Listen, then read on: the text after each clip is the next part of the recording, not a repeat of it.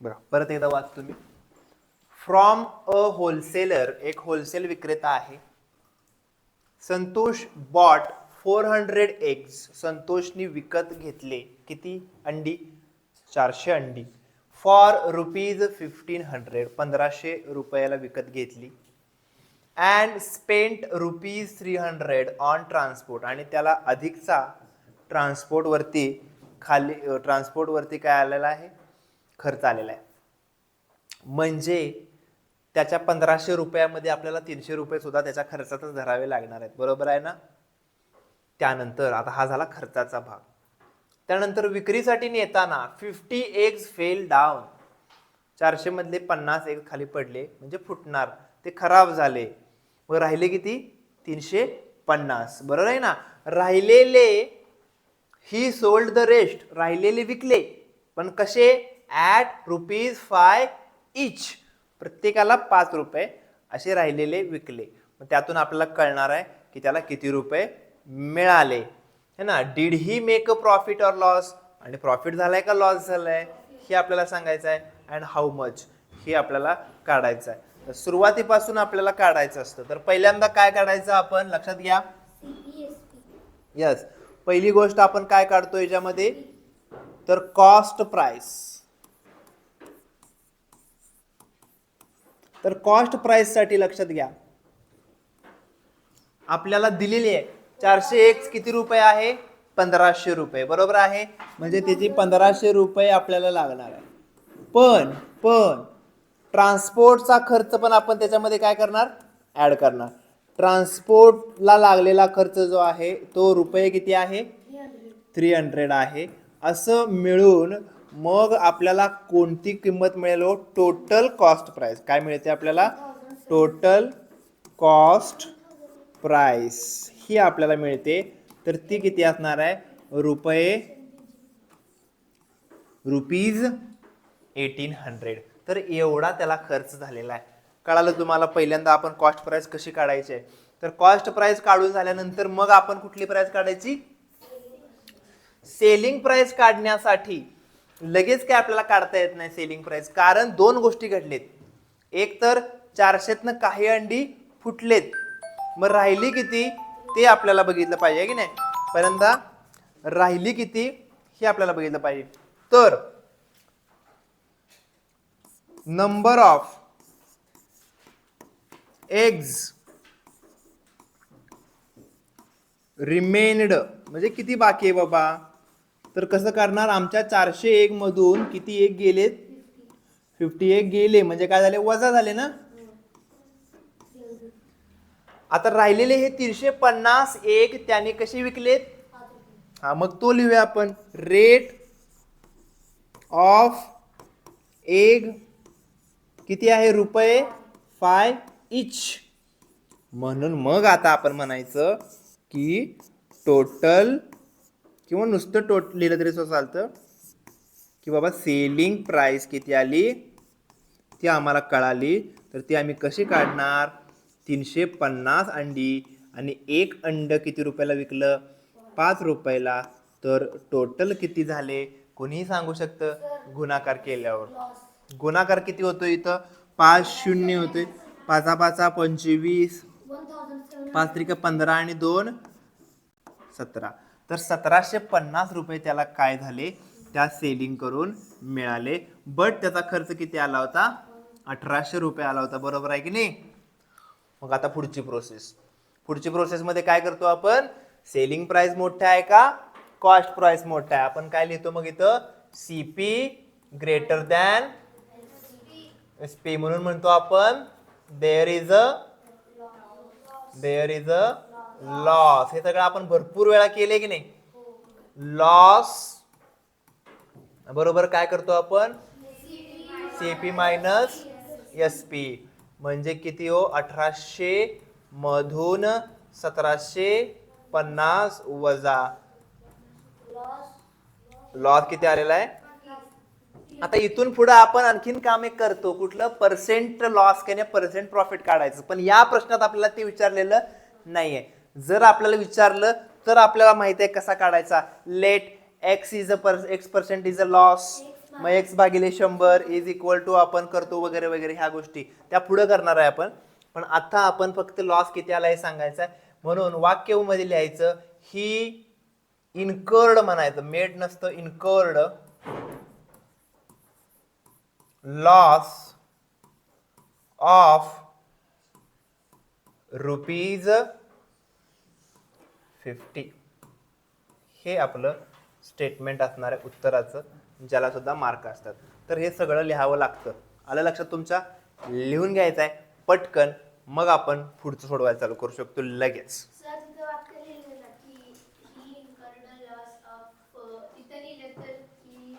Made चालते.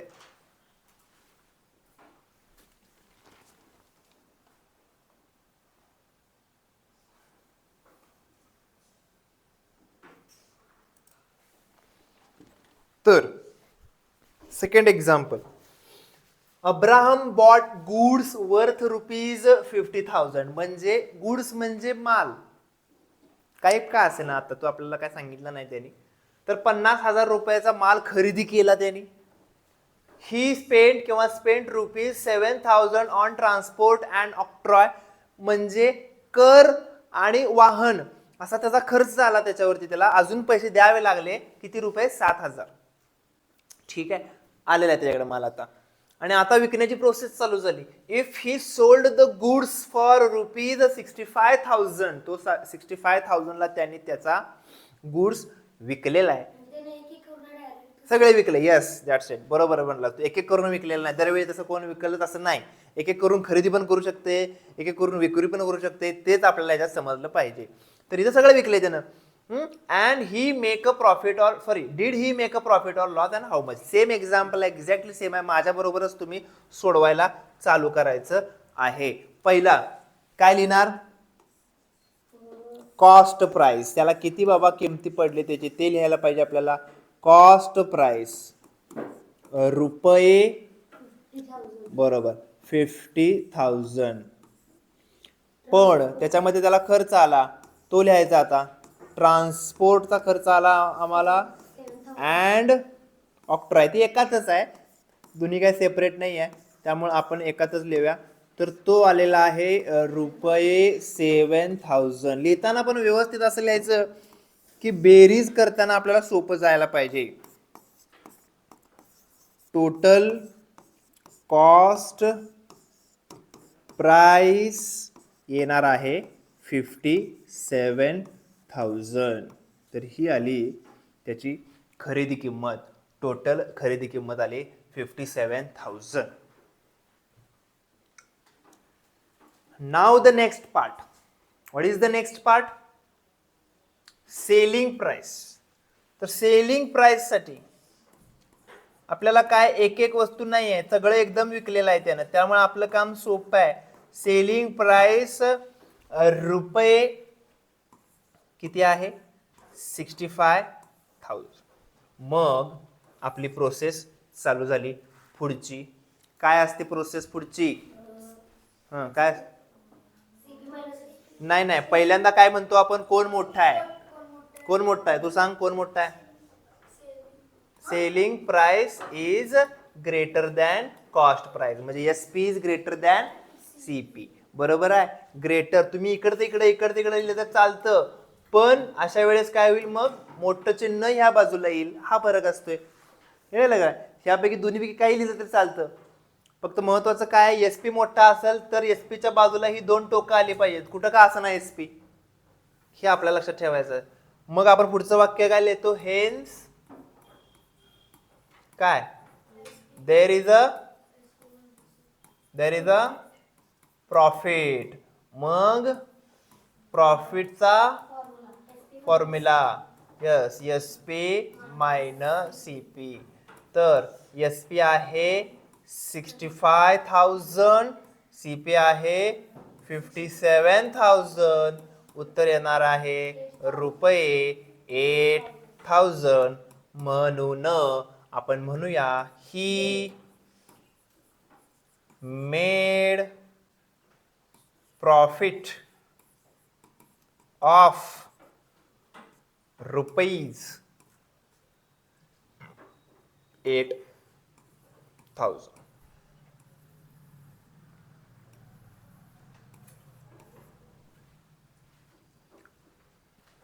Okay, समजलं? तर question number 3. Ajit Kaur bought a 50 kg sack of sugar for ₹1750. 1750 रुपयाला 50 किलोचं पोतं साखरेचं घेऊन आलेली आहे ती अजित कौर.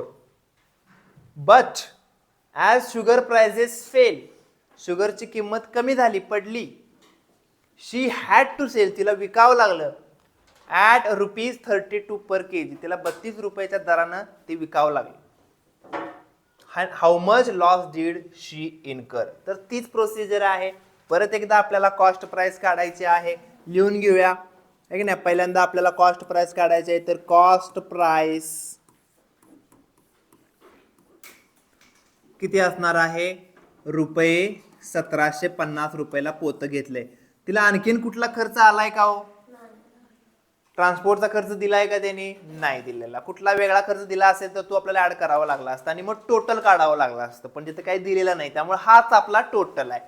ओके, आता आपण येऊया सेलिंग प्राइस कडे. सेलिंग प्राइस काढत असताना मात्र आपल्याला काय केलेलं आहे? 32 रुपये दर दिलाय विकण्याचा, 32 रुपये दर दिलाय. पण असं किती किलो विकलंय तिनं? असं किती किलो विकलेलं आहे? 50 किलोचं पोतं विकलेलं आहे. त्यामुळं विकणाऱ्याचा दर मात्र आपल्याला कसा काढावा लागेल मला सांगा. पहिल्यांदा लिहायचा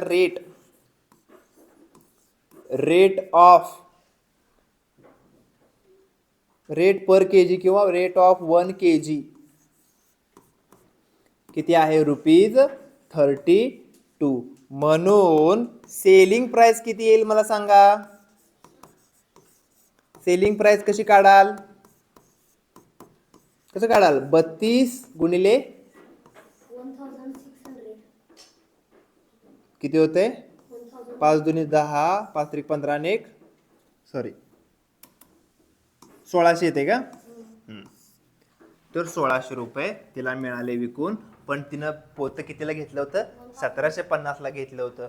म्हणजे इथं आपण अगेन काय म्हणायचं? काय मोठा आहे? CP is greater than SP. हा, त्यांनी सांगितलेलं आहे तिला लॉस झालाय त्यामुळे. पण तरी पण आपण आपली पद्धत लिहायची, आपल्याला काय रावणी म्हणून आपण लिहित जायचं. Hence there is a loss. आणि मग आपण लिहितो लॉसचा formula. Loss is equal to CP minus SP. म्हणजे किती हो? 1750 वजा 1600 म्हणजे किती हो? ₹150. Hence she incurred loss of ₹150. बरोबर आहे का? आले का लक्षात? लिहा पटापट पटापट पटापट पटापट.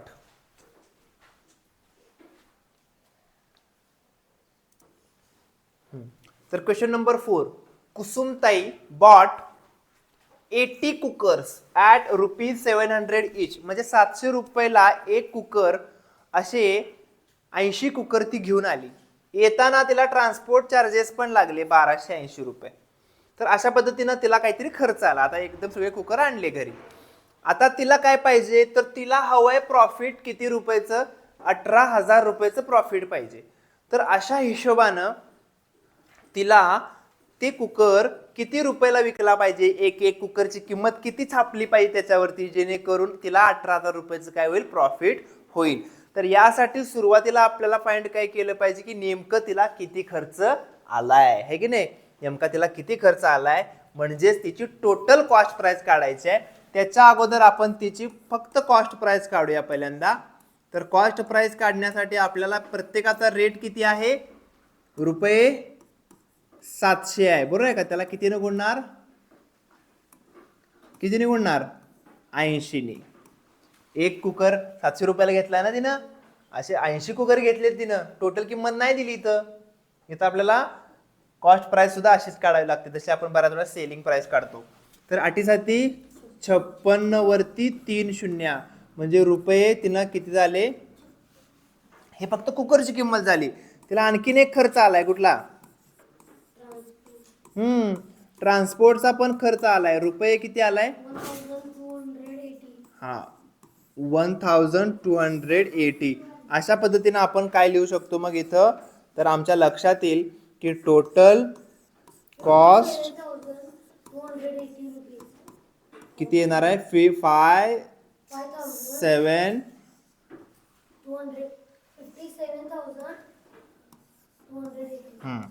तर हे आपल्याला मिळाले. आता तिला एवढा खर्च आला बाबा, घरामध्ये कुकर असतोपर्यंत, दुकानात कुकर असतोपर्यंत एवढा खर्च झाला. आता तिची काय इच्छा आहे की मला 18,000 रुपये एक्स्ट्रा मिळावेत, प्रॉफिट मिळावं. इफ किंवा in order to get profit of ₹18,000, 18,000चं जर प्रॉफिट पाहिजे असेल, लक्षात घ्या 18,000चं जर प्रॉफिट पाहिजे असेल तर मला सांगा सेलिंग प्राइस किती ठेवायला पाहिजे तिनं, कशी काढणार, सेलिंग प्राइस कशी येणार सांगा. हे 57,280 अधिक काय करायला लागणार आपल्याला, 1,800 नाही, 18,000. तर 18,000 त्यात ऍड करावे लागणार आणि तेवढ्या किमतीला तिने सगळे कुकर विकले पाहिजेत. म्हणजे 57,280 अधिक 18,000 करायचं, किती येते बघूया आपण. 280 तर येणारच, कारण हे 3ला हे 3 शून्य आहेत. 8 आणि 7 15 येणार, 6 आणि 1 7. तर तिनं ते कुकर किती रुपयाला विकले पाहिजे, तो 75,280. पण हे सगळ्या कुकरचं झालं. 75,280 ला सगळे कुकर विकणार. मग एक कुकरची आपल्याला किंमत छापायला पाहिजे ना, सगळे थोडकी सगळे एक जण माणूस येऊन सगळे कुकर थोडी घेऊन जाणार आहे, एक एक कुकर घेऊन जाणार. एक कुकर कितीला लावला पाहिजे आपण, hence rate of one cooker, एका कुकरचा रेट किती लावायला पाहिजे, तर जेवढे पैसे मिळवायचे आहेत तिला किती पैसे मिळवायचे आहेत, 75,280 मिळवायचे आहेत. त्याला कितीनं भागायला पाहिजे, किती कुकर आहेत त्यांनी भागायला पाहिजे, आहे की नाही. 75,280 ला कशानं भागलं पाहिजे, बेसिकली 80 भागलं पाहिजे. शून्याला शून्य जातोय, 8 9 72, 3 उरले, 8 चोक 32 आणि 8 एके. तर एक कुकर तिला कितीनं विकलं पाहिजे, 941 ला. हेन्स द सेलिंग प्राइस, थोडासा वेगळा प्रश्न आहे, लक्षात घ्या. The selling price of a cooker should be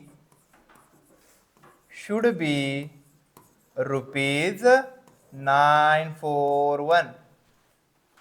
किती असलं पाहिजे, 941 रुपयाला त्यानं एक कुकर विकला पाहिजे, जेणेकरून तिचा 18,000 प्रॉफिट होणार टोटल. कळतंय.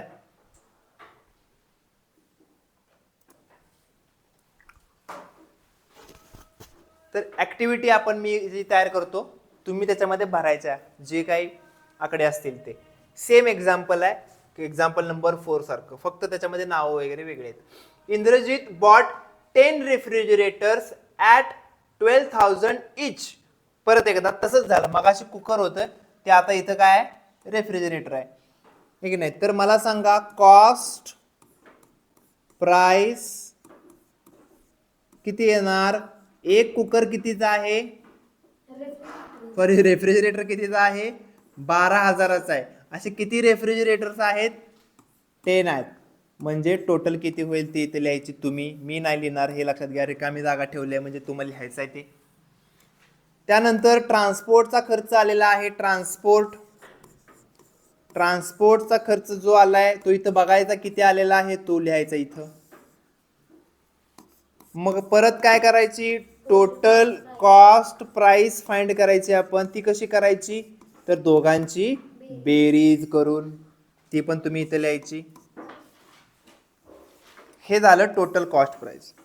आता लिहायचं in order to make profit of किती प्रॉफिट हवंय, किती प्रॉफिट हवाय, 20,000चं प्रॉफिट पाहिजे आहे, 20,000चं प्रॉफिट पाहिजे. तर 20,000चं प्रॉफिट मिळण्यासाठी सेलिंग प्राइस किती होईल तर ते आपल्याला फाइंड केली पाहिजे. लक्षात घ्या. तर सेलिंग प्राइस किती होईल तर ही जी कॉस्ट प्राइस आहे ना जी वर आलेली आहे टोटल कॉस्ट प्राइस आहे की नाही, टोटल सीपीजी काय वर आली त्याच्यामध्ये किती ऍड करणार तुम्ही 20,000 ऍड करणार आणि जे काय येईल ते म्हणजे ही किती आहे तिथे लिहायची अधिक 20,000 आणि रुपये किती येते ते लिहायचं आहे. आणि मग रेट ऑफ वन रेफ्रिजरेटर, एका रेफ्रिजरेटरचा रेट आपल्याला काढता येईल. मग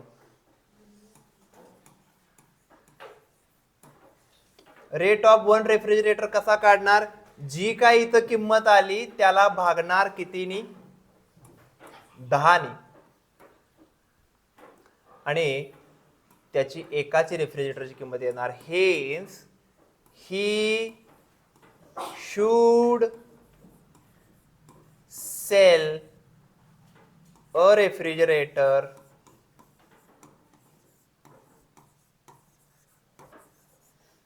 for rupees किती ते उत्तरामध्ये लिहायचं. उत्तर जे येईल ते इथे लिहायचं. सोडवा. नाही हे इथं सोडवायचं, घरी पुढचं सोडवायचं.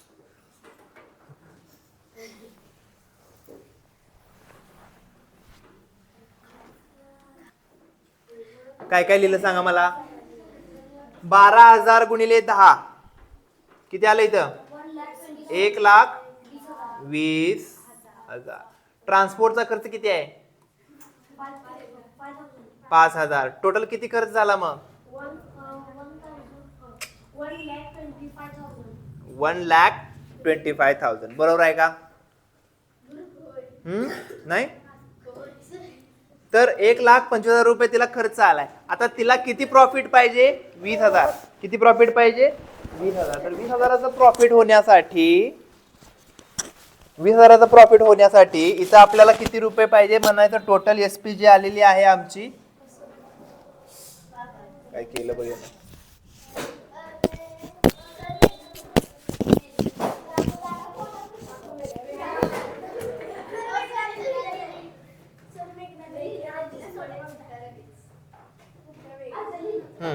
तर लक्ष द्या इथं किती पुट करणार 1,00,000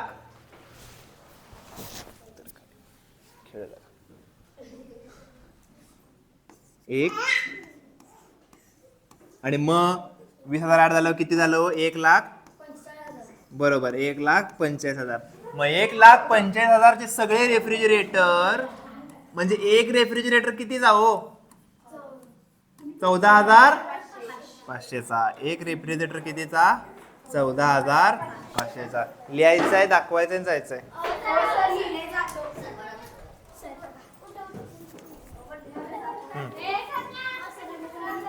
ठीक आहे.